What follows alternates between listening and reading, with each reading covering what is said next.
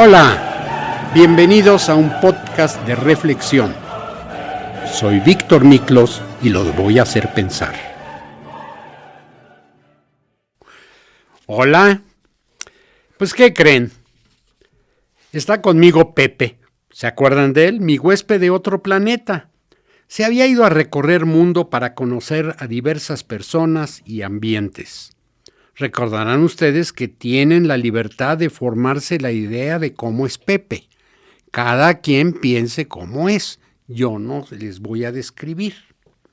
Pues miren, ahora que regresó a mi casa, vino lleno de preguntas. Me parecen muy interesantes. Creo que no me había yo percatado de esta problemática. Por ejemplo, me dice, ¿por qué algunas personas se tratan de tú, es decir, se tutean, y otras se hablan de usted? Miren, aquí es lo que yo investigué para poderle contestar y decirles a ustedes también. Hablarse de tú es coloquial.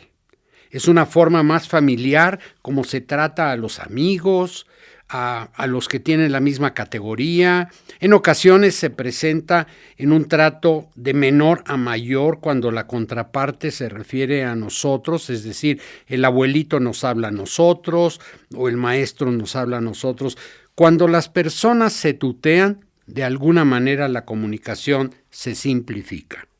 Por ejemplo, en un salón de clases, como es costumbre, bueno, por lo menos así era en mis tiempos, hoy en día no sé si haya cambiado, los alumnos trataban con respeto y le decían usted al maestro. Y el maestro, pues contestaban tú. Era una jerarquía que el maestro adquiría frente a los alumnos. Ahora, si les parece bien, vamos a pasar a ver la palabra usted. Esta expresión, aunque ustedes no lo crean, viene de vuestra merced. Y al respecto encontré lo que sigue.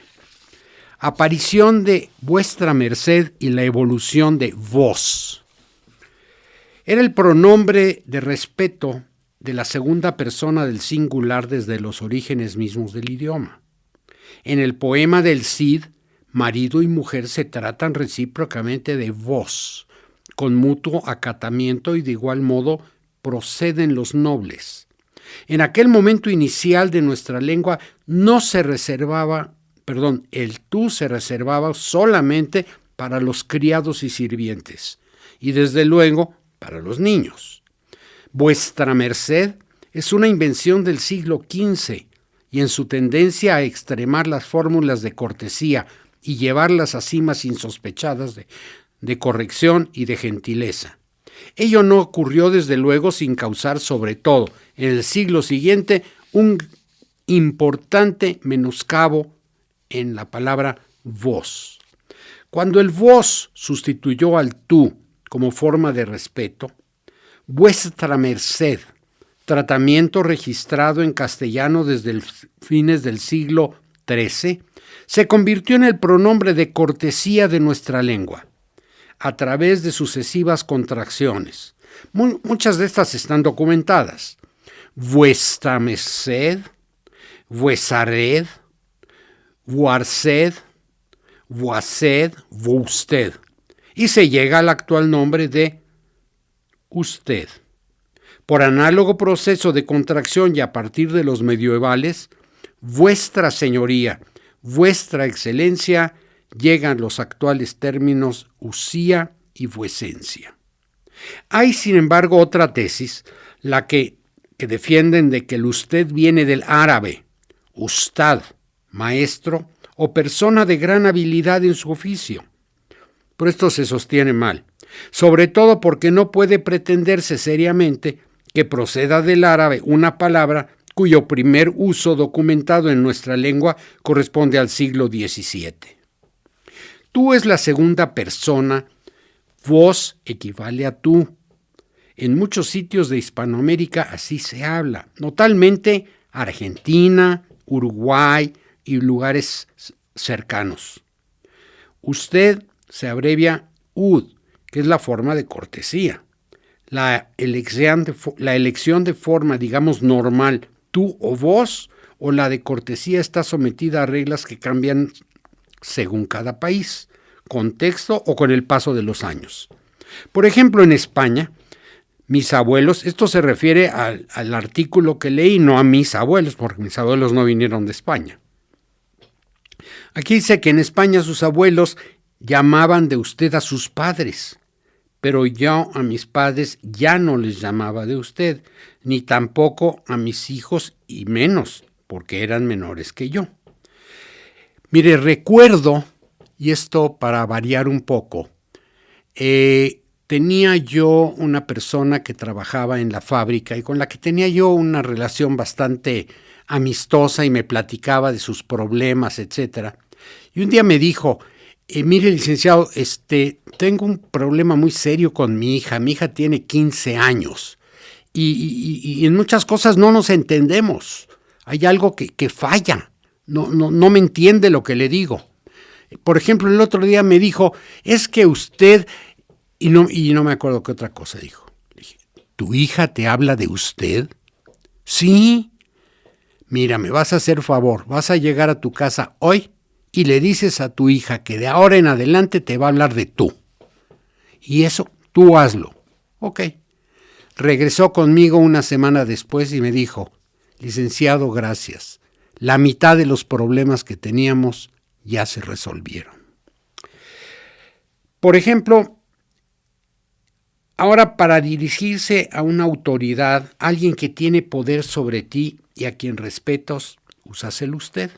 En reuniones de empresas o académicas con la autoridad política, el uso es obligado y todavía algunos estudiantes, cada vez menos, le hablan de usted al maestro reconociendo el conocimiento y autoridad académicas como profesor.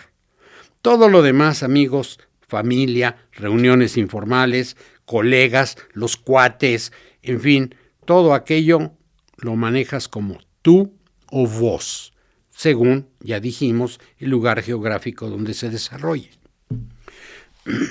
Con las formas en segunda persona del plural vosotros y ustedes sucede también algo raro que puede llevar a confusión.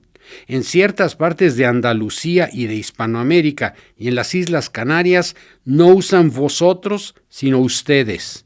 Es decir, vosotros hacéis se convierte en ustedes hacéis. No obstante, la forma de cortesía es, en ambos casos, ustedes hacen. Va a haber un comentario sobre esto un poco más adelante.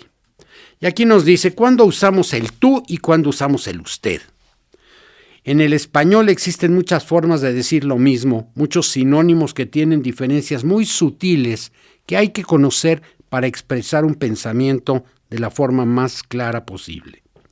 Es por esto que normalmente a las personas que están aprendiendo español se les dificulta un poco conocer los diferentes usos de las palabras como usted y yo, situación que entiendo perfectamente, pues en inglés solo existe un you que se utiliza en situaciones formales e informales, así como también en singular y plural, mientras que en el español existen 3 formas singulares, tal como lo dijimos, tú, usted y vos. Y 2 formas plurales, ustedes y vosotros, que se usan en diferentes situaciones, dependiendo de la formalidad de la misma. Para el singular, el uso del tú y del usted depende de la situación en la que te encuentres y suele cambiar dependiendo de país y de grupo en el que te estés desarrollando. Usted es la segunda persona del singular de manera formal. Usualmente lo utilizamos para referirnos con respeto a las personas mayores, profesores, clientes o extraños, siempre y cuando se haya establecido tácitamente una relación de respeto en la cual el tú no se puede utilizar. Imagínense que están hablando con el presidente de la República y le dicen ustedes, oye tú, pues no procede. Involucra el usted. Los latinoamericanos somos unas personas muy amigables y nos gusta estrechar las relaciones interpersonales para crear un vínculo que nos acerque más a una persona. Es por esto que si no es estrictamente necesario utilizar el usted, no lo utilizo, porque considero que establece una barrera imaginaria que me distancia de la otra persona y no me permite estrechar el vínculo que puede hacer de la relación algo más íntimo. De todos modos, si tienes dudas de cuál de las dos palabras utilizar cuando hablas con un cliente, profesor o alguna persona mayor, puedes empezar utilizando el usted y más adelante le preguntas cómo la situación se presente. Si le preguntas entonces, oye, ¿te puedo tutear? ¿Qué significa? Tutear es tratarlo como tú y seguramente te responderá que no hay ningún problema. Si te dice que hay problema, pues regresas al usted. Vos es otra forma de segunda persona del singular. En México casi no usamos el vos. Esto se utiliza en algunas partes de Latinoamérica, en los países, por ejemplo, Argentina, Bolivia, Costa Rica, El Salvador, Nicaragua, Paraguay, Uruguay y Venezuela. En algunos de estos lugares se utiliza más que todo el vos o la combinación del resto con tú, pero el predominante no es en esa región. El buceo requiere un cambio en la conjugación normal que se utiliza con el tú y el usted. Por ejemplo, le decimos, tú tienes o usted tiene. Y cuando usamos el vos, tenemos que decir, vos tenés, vos hacés, vos sos mi amigo. ¿Cómo te sentís?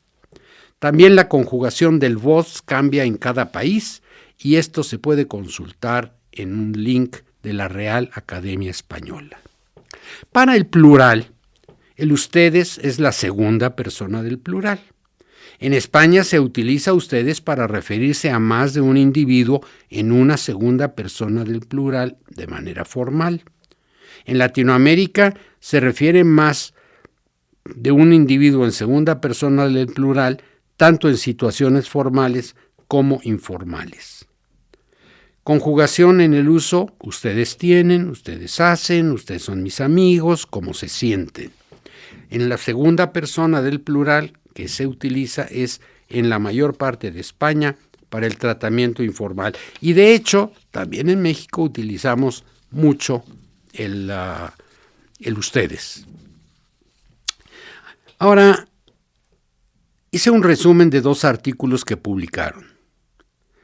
Entonces dice, si me lo permiten, ustedes, y tú no te opones, tú, haré algunos comentarios personales seguido de historias y chascarrillos.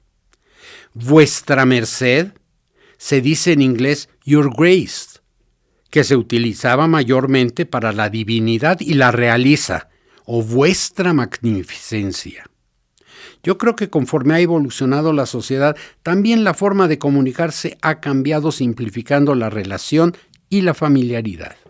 Mira, Pepe, estoy seguro que entre las personas que hoy nos escuchan hay varios grupos de edades que han escuchado y han vivido todos estos cambios. Qué bonito se siente cuando una persona a la que acostumbramos a tratar de usted nos dice, háblame de tú. Significa el rompimiento de barreras y un mayor acercamiento, tal como lo platicaba yo de la anécdota de la persona que trabajaba conmigo. No debemos olvidar que hay situaciones que por el tipo de relación requiere el uso de usted. Ya le decía, bueno, imagínense ustedes, ¿no? Ustedes mismos en la vida ven a quién tienen que hablarle de usted y tienen que esperar en un momento si les abre la brecha para cambiar del usted al tú. Miren, para hacerlo un poquito más ejemplificativo y un poco divertido, déjenme platicarles de un alumno que se acerca al maestro y le comenta, hace poco una compañera me habló de usted. ¿Que no se tutean? Sí, lo que me dijo es que usted era muy perro en las calificaciones. Hay muchos factores que influyen en el uso de tú y usted. La edad, el respeto, la autoridad, el poco trato y en general costumbres heredadas. Miren, algún comentario. En inglés se usa simplemente el you y abarca el tú, el usted y el vos, desde luego. Leí que, por ejemplo, en casos religiosos Tal como en los 10 mandamientos, en el inglés se usa el Deu, T-H-E-U. En alemán se dice du, sie, para tú y usted. En húngaro se dice te maga. En ruso, tibi, bibi. En francés, tu y vous. Mira, no te puedo explicar en cada caso cómo llegan a estas palabras, pero te voy a comentar algo muy curioso, Pepe. Decimos tú en singular y ustedes en plural. ¿Por qué no decimos tú es? Esas se las dejo de tarea. Cuando se usa vos en lugar de tú, me recuerda a un argentino que le dice a su mujer: me voy a ir a Cancún sin vos. ¿Qué, no puedes hablar? Sí, pero voy solo, sin ti. Es un chiste. Miren, les voy a platicar algo que me sucedió a mí. Hace algunos años invitamos a comer a unos clientes. Eran 3 damas de una cadena de tiendas cuyo nombre no voy a decir porque me cobran regalías. Y las invitamos a un restaurante de unos amigos míos. Mis amigos se dedicaban al mundo de la prensa, pero una prensa un poco, como diríamos, como casos de alarma y cosas así. Y eran muy sencillos, muy francotes en su manera de tratar.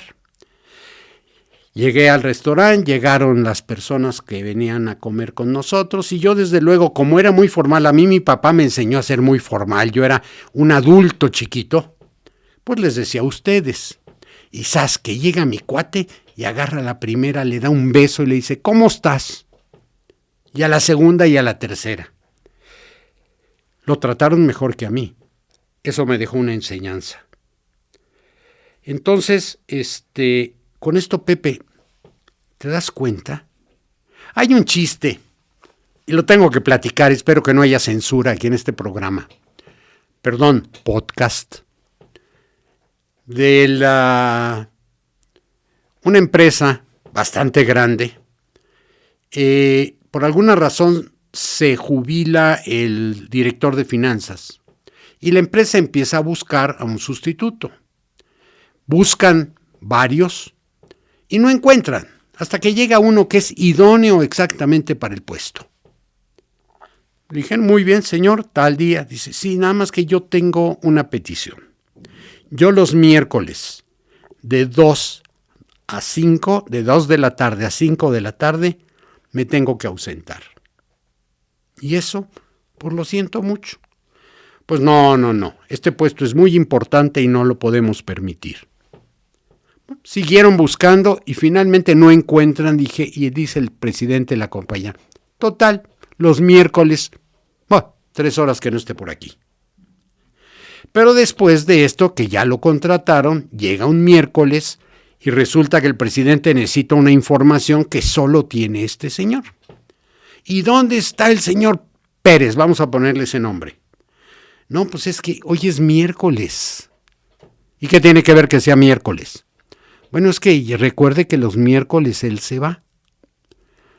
Se queda pensando, dice: mira, este puesto tiene muy buen salario y todo. ¿Qué hará? Contrata a un investigador y le dice el siguiente miércoles: síguelo, por favor. Llega el día siguiente el investigador con el director de la compañía y le dice: mire, si ya lo seguí, le voy a leer mi informe. A ver, dígame.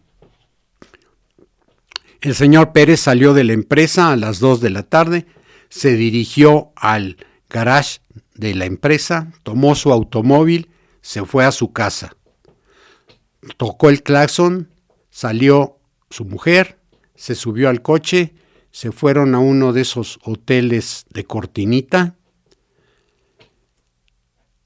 A las 5:20 salieron de ahí, tomó su coche, llevó a su esposa a su casa y vino a trabajar y se presentó aquí en la empresa a las 5 de la tarde.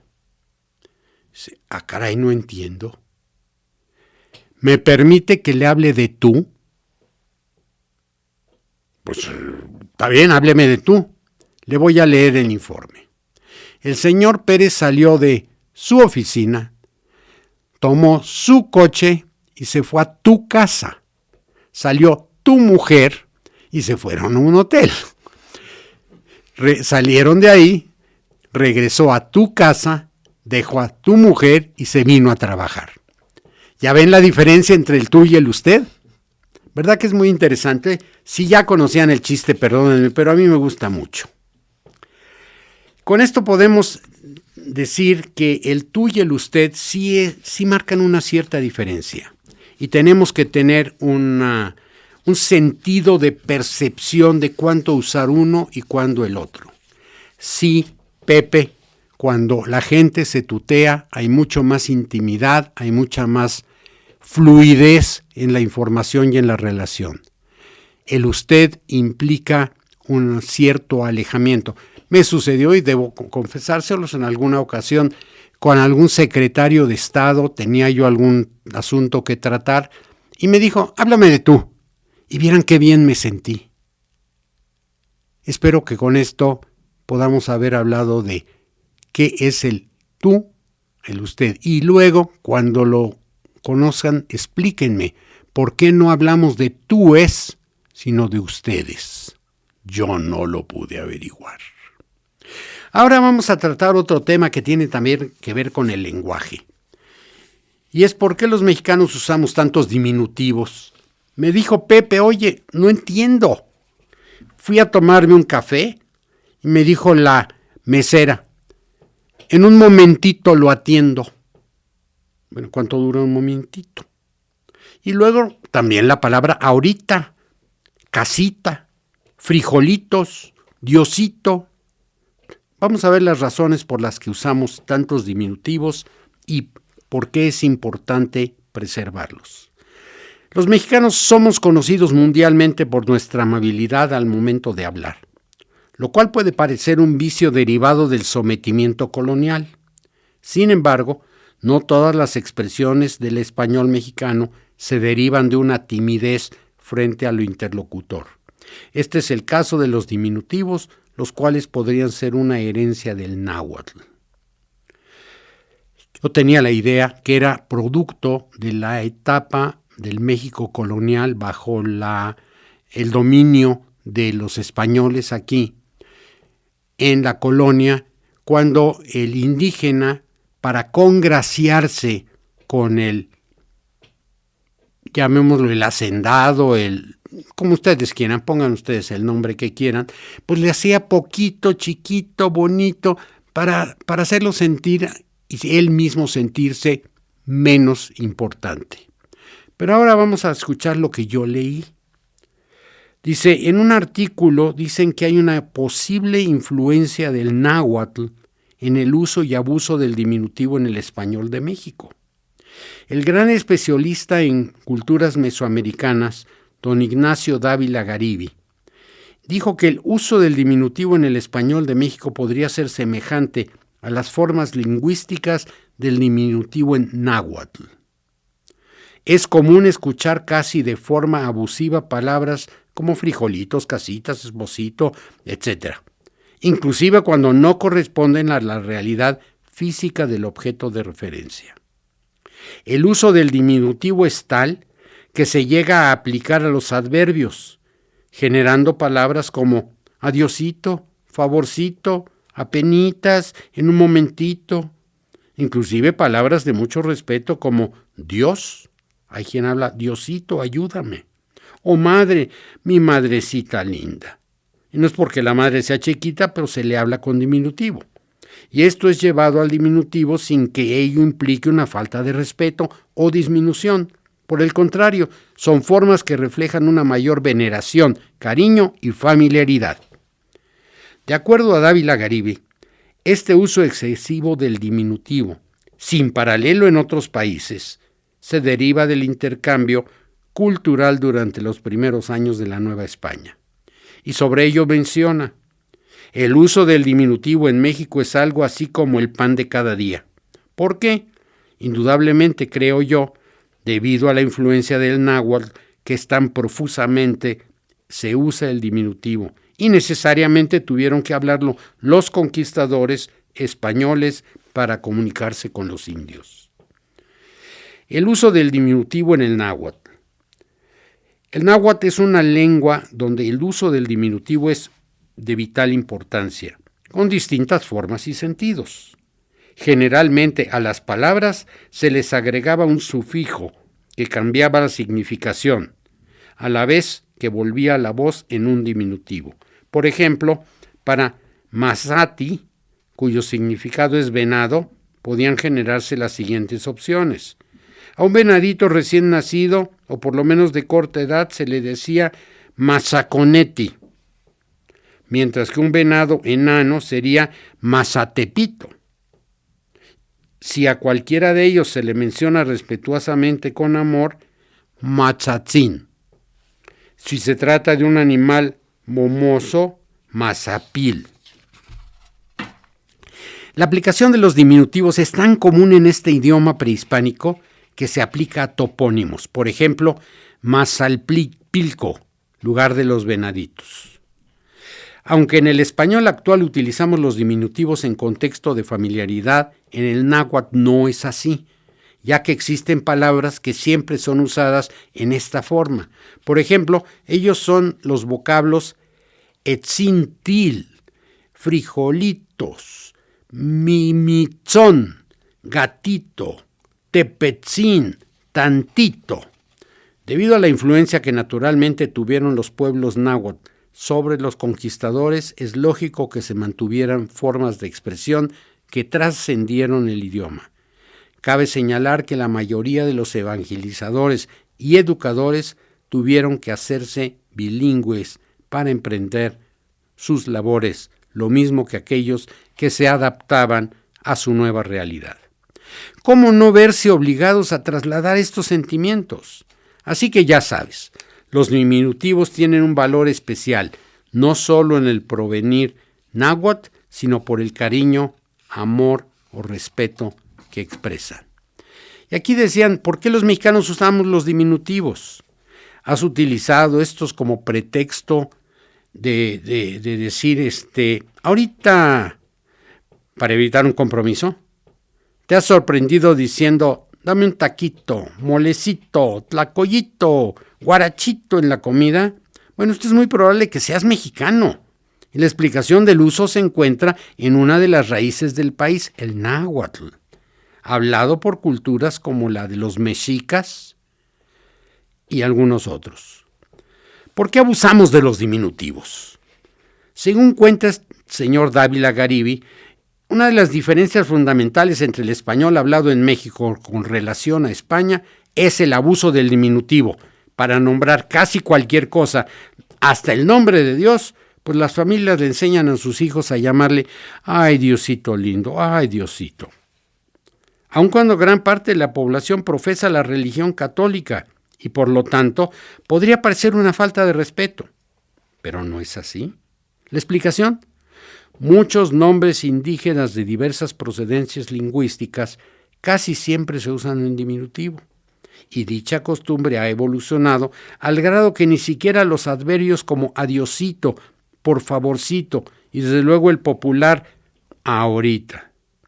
Desde lenguas como el tarasco, maya, coca, tarahumara y especialmente el náhuatl, es común llevar palabras ajenas al idioma al diminutivo, aún hasta nuestros días.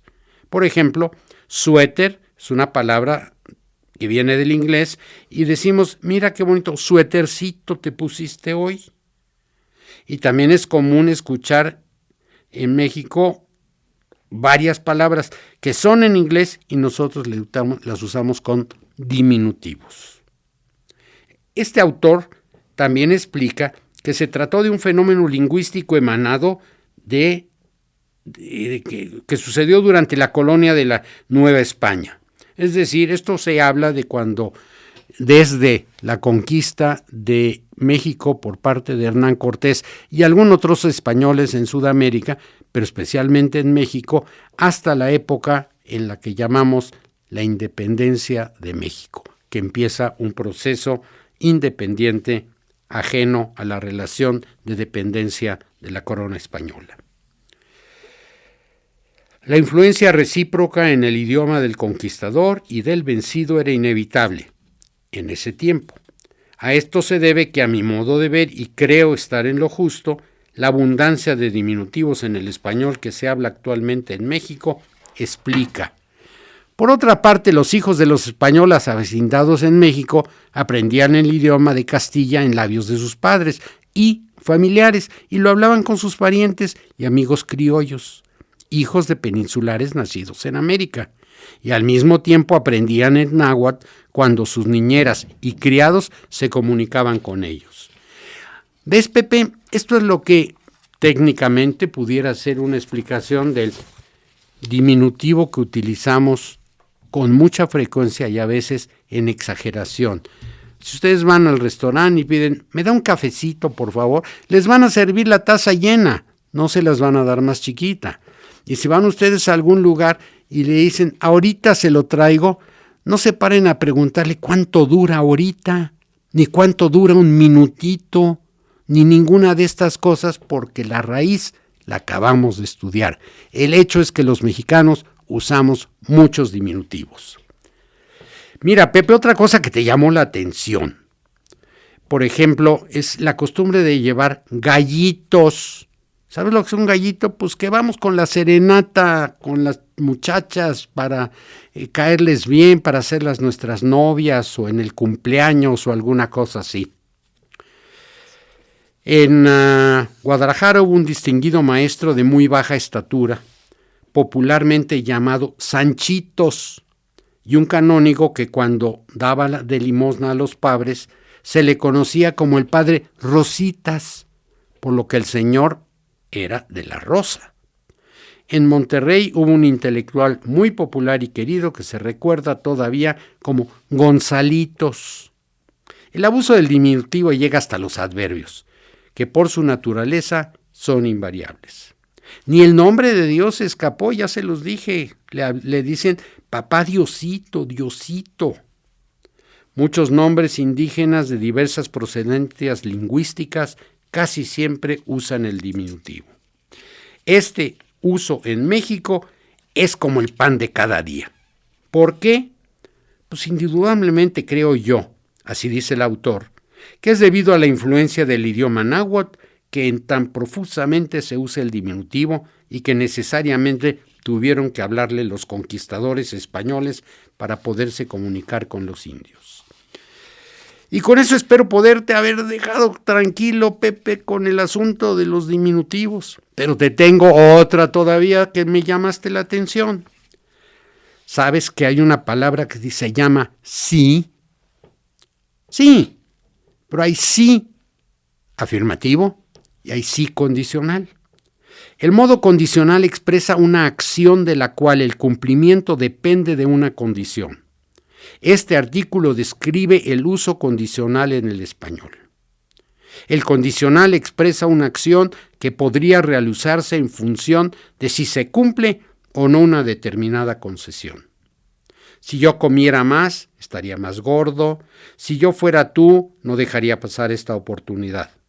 También se usa el modo condicional para expresar acciones futuras vistos desde el pasado. Por ejemplo, el carpintero dijo que vendría hoy. Una solicitud educada. ¿Me podría hacer usted un favor? Miren, esto a mí me llama mucho la atención. Estoy sentado a la mesa y la persona que está junto a mí dice, ¿me puedes pasar la sal, por favor? Es decir, perdón, no dicen eso. ¿Me podrías pasar la sal? Ya implica un condicional. ¿Cómo que si podría? Pues no estoy manco. Claro que puedo agarrar la sal y pasártela. ¿Me podrías hacer el favor? Sí puedo hacerlo. Pero esto que les digo sucede todos los días y en cada momento. Y ustedes piénsenlo, porque a ustedes seguramente les ha sucedido. Hay algo que se llama el condicional perfecto. Se utiliza cuando la oración principal está en el pluscuamperfecto del subjuntivo. Así se forma una forma del condicional simple del verbo auxiliar haber y el participio del verbo conjugado. Bueno, si me lo hubieras explicado mejor, ¿te habrían entendido? Quiero decirles que a mí en lo personal me llama mucho la atención y no estoy muy de acuerdo. He ido a lugares donde el conferencista va a hablar y dice, yo quisiera decirles a ustedes, bueno, quisiera o quiere, me lo va a decir. Y si no, el político que empieza también, me gustaría explicarles, bueno, me gustaría o me gusta. Esto nos presta un cierto tema de confusión.